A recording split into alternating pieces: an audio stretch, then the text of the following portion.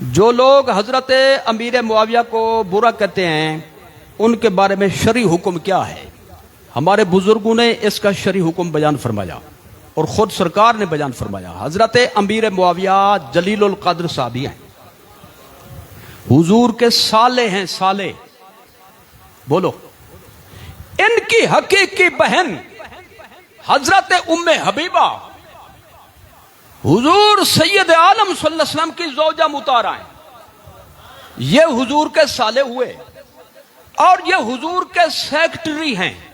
بولو، سیکٹری کا کیا کام ہوتا ہے؟ 24 گھنٹے ملازمت کے حوالے سے در پہ بیٹھے، تو صبح بھی نبی کا دیدار کرنے والا ہے، شام کو بھی نبی کی زیارت کرنے والا ہے، رات کے اوقات میں بھی، دن کے اجالے میں بھی، اور میرے نبی کو جو ایمان کی حالت میں ایک نظر دیکھے پوری کائنات کے غوث کتب اس کا بھی مقابلہ نہیں کر سکتے۔ تو جو 24 گھنٹے نبی کا درشن کرنے والا ہو اس کا کیا مقام ہوگا؟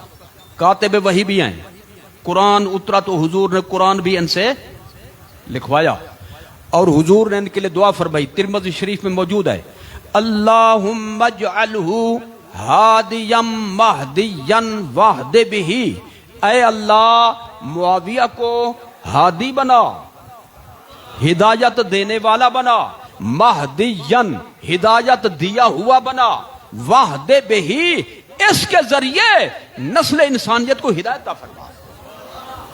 یہ کس نے دعا فرمائی؟ سرکار نے۔ جلیل القدر صحابی ہیں، بولو جلیل القدر صحابی، اور حضور نے فرمایا اذا رأیتم الذین یسبون اصحابی فقولوا لعنت اللہ علی شرکم، جب ان لوگوں کو دیکھو جو میرے کسی صحابی کو سب کر رہے ہوں، گالی بک رہے ہوں، تو ان سے کہہ دو ہیٹ اے بے ایمانہ، ان کو لعنت بھیجو۔ کیا کہا؟ لعنت بھیجو ان پر، یہ حضور کا فرمان ہے۔ اور حضرت امیر معاویہ جلیل القدر صحابی ہے، اکرموا اصحابی، میرے صحابہ کا احترام کرو، حضور نے فرمایا اذا ذکر اصحابی فامسکوا، جب میرے کسی صحابی کا ذکر ہو زبان سنبھال کر بولو، کنٹرول رکھو زبان پہ، اونچا نیچا لفظ نہ نکل جائے منہ سے۔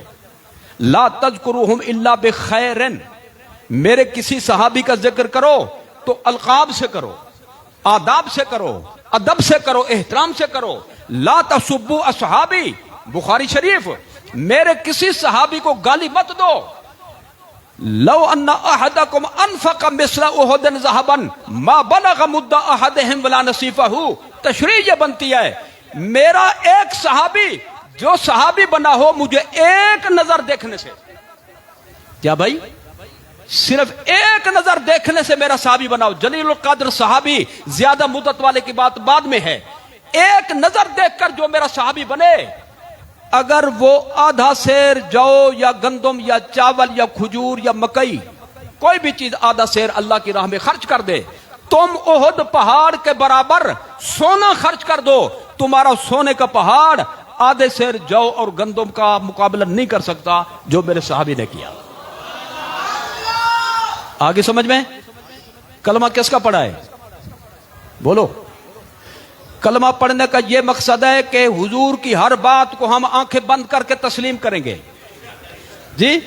تو جب یہ کلمہ پڑھا ہم نے، اور حضور نے کتنی تنبیہات فرما دی اپنے صحابہ کے بارے میں، اللہ اللہ فی اصحابی لا تتخذوا غرضا من بعدی، او اللہ سے ڈرو، اللہ سے ڈرو میرے صحابہ کے بارے میں، میری وفات کے بعد، میرے بعد کسی بھی میرے صحابی کو اپنی زبان درازی کا نشانہ نہ بنانا۔